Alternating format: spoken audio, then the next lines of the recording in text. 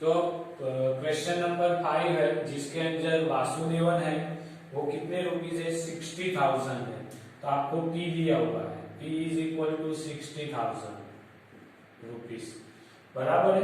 Rate of interest R आपको दिया है 12% per annum, compounded half yearly है।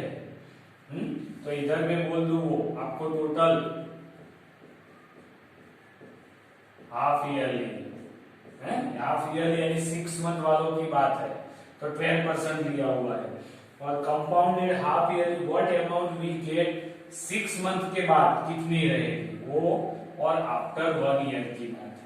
अब देखो P तो दोनों में और रेट ऑफ इंटरेस्ट तो सेम आएगा। मैंने बोला था अगर हाफ ईयरली लेना है और उसका इक्वेशन रखना है तो आपको जो R है रेट उसको हाफ करने की जरूरत नहीं है, आपको हाफ ईयरली ही ढूंढना है। तो N कितना आएगा, तो N आपको कितना लेना है 6 मंथ, तो 6 यानी हाफ ईयरली में 6 मंथ एक ही आता है, वो हाफ ही है, तो इधर N इज इक्वल टू 1 ही आएगा, बराबर है कि नहीं।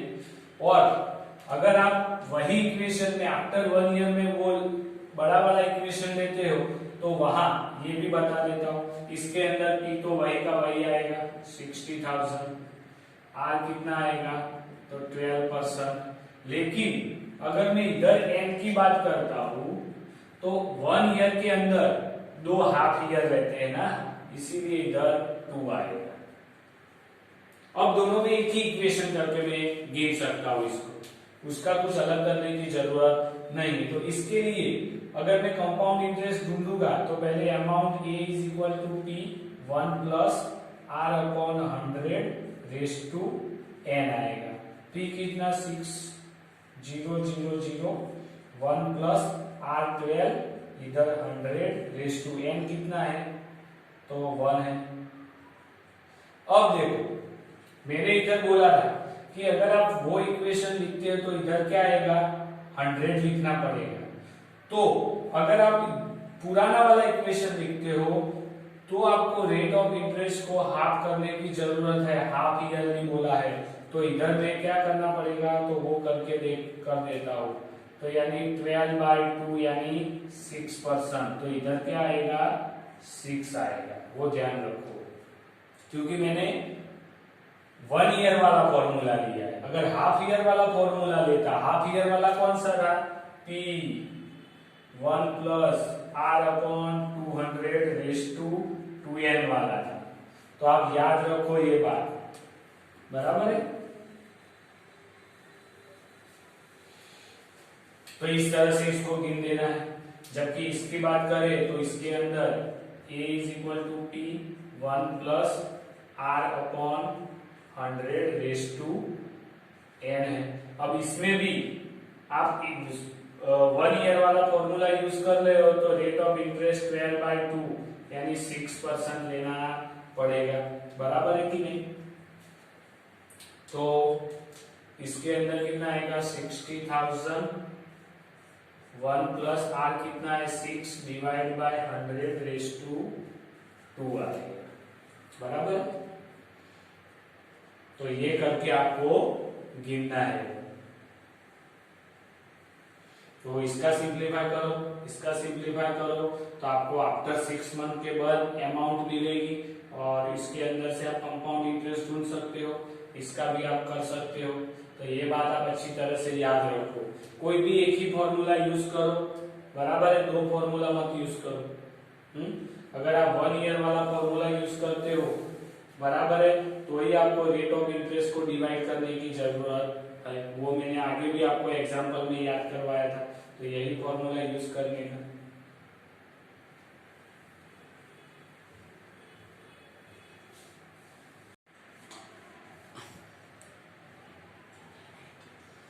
तो अब SI is equal to value P कितना था, तो P अपना था 88,000 और R 10% और T है 1/2 ईयर डिवाइड बाय 100 के 2 जीरो गए तो 880 मल्टीप्लाई 10 और 1/2 है तो वो नीचे जाएगा। तो 2 से डिवाइड करेंगे तो 440, तो 440 मल्टीप्लाई 10 यानी आएगा 4400 रुपीज। ये अपना आ गया सिंपल इंटरेस्ट 1.5 ईयर का। तो टोटल अमाउंट कर देते हैं, amount A is equal to P plus S I. P कितना है 88,000 प्लस 4400, तो 0 0 4 8 और 4 12 यानी 1 और 9, तो 92,400 रुपीज अमाउंट आपको ये मिल गई। जबकि कंपाउंडेड हाफ ईयरली है ना, हाफ ईयरली, तो मैंने बोला था कि अगर हाफ ईयरली है तो 1 ईयर के अंदर 2 हाफ ईयर आते हैं, तो 2 और एक आधा हाफ ईयर अलग से, तो 2 और 1 यानी 3 होगा। इसीलिए n इज इक्वल टू क्या आएगा 3 आएगा। दूसरा हाफ ईयरली के लिए हम जो फॉर्मूला यूज कर रहे हैं यही फॉर्मूला, यानी एवरी ईयर का, तो आपको रेट ऑफ इंटरेस्ट है उसको आधा करना पड़ेगा, यानी 10/2 यानी 5% आएगा। तो अब लेते हैं a is equal to P 1 plus R upon 100 raise to n।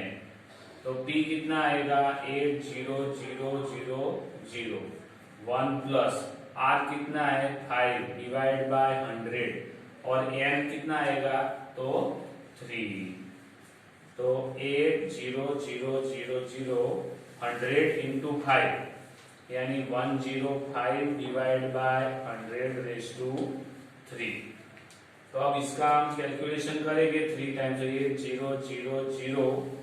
8000 multiply 105 divide by 100, 105 divide by 100 और 105 डिवाइड बाय 100, तो 1 2 3 4 1 2 3 4 कट गए, तो 8 इंटू 105 डिवाइड बाय 100, तो आपका ये आंसर आएगा कंपाउंडेड उसका 9261 रुपीज, बराबर है।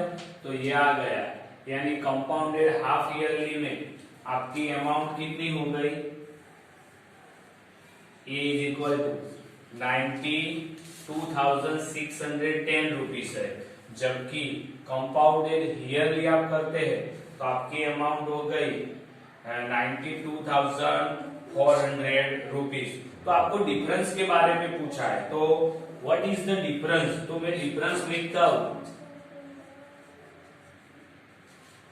तो डिफरेंस इज इक्वल टू, तो बड़ी वैल्यू में से छोटी जाएगी, तो 92,610 माइनस 92,400, तो डिफरेंस कितना आया 610 में से ही 400, तो 0 1 और 2, तो 210 रुपीज का आपको डिफरेंस मिलेगा इधर।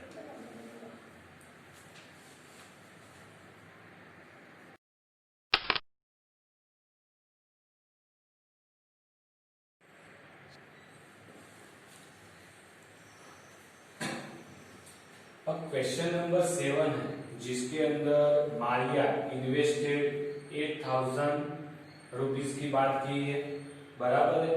इन business she would the pay interest in 5% के लिए, और आपको दिया है कंपाउंडेड एन्युअल। अब इसके अंदर 2 पॉइंट्स है आपको ढूंढने हैं वो, तो इसमें है पहला नंबर, वो मैं इधर लिखता हूं अलग से, और इधर दूसरे नंबर की बात करता हूं। तो पहले नंबर के अंदर आपको क्या बोला है कि amount credited again her name at the end of the second year. अगर सेकंड ईयर एंड की बात की, यानी फर्स्ट ईयर और सेकंड ईयर दोनों का उसको ढूंढना है, बराबर, टोटल अमाउंट ढूंढनी है। तो इसका मतलब इसके लिए P इज इक्वल टू 8,000 ही रहेगा, R इज इक्वल टू 5% रहेगा, T या N कितना होगा 2 इयर्स, तो n इज इक्वल टू 2 आएगा, बराबर। फॉर्मूला कौन सा करेंगे, तो डायरेक्टली हम अमाउंट ढूंढना है, तो a is equal to P 1 plus R upon 100 raise to n वाला p, ये 1 प्लस आर कितना 500 और इधर 2 ईयर का डायरेक्टली आपको अमाउंट मिल जाएगी। तो इस तरह से इसको करना है, बराबर है। अब सेकंड में क्या बोला है उसके, इधर लिख देता हूं सेकंड में। तो दूसरा बोला है interest from the third year, यानी ये तो फर्स्ट और सेकंड ईयर्स दोनों के लिए था, जबकि ये अकेला थर्ड ईयर की बात की है। तो थर्ड ईयर यानी आप बात करो तो फर्स्ट ईयर, सेकंड और थर्ड ईयर, तो मैं अकेले थर्ड ईयर की बात करूं तो वो 1 ईयर ही है ना, ऐसे तो आप उसको 1 ईयर ही कंसीडर कर सकते हो।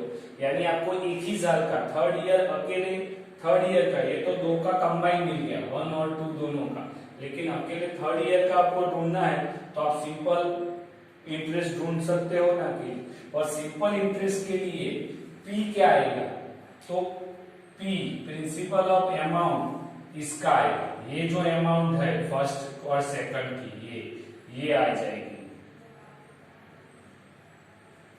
ये आ जाएगा। यानी फर्स्ट और सेकंड का कंपाउंड इंटरेस्ट आएगा और साथ में टोटल अमाउंट, वो इसका प्रिंसिपल अमाउंट होगी। इधर से आप ढूंढोगे वो इधर लिखनी पड़ेगी आपको। दूसरा आर रेट ऑफ इंटरेस्ट, वो तो 5% है। टाइम टी, तो आपको एक ही साल का ढूंढना है तो 1 ईयर, तो आपको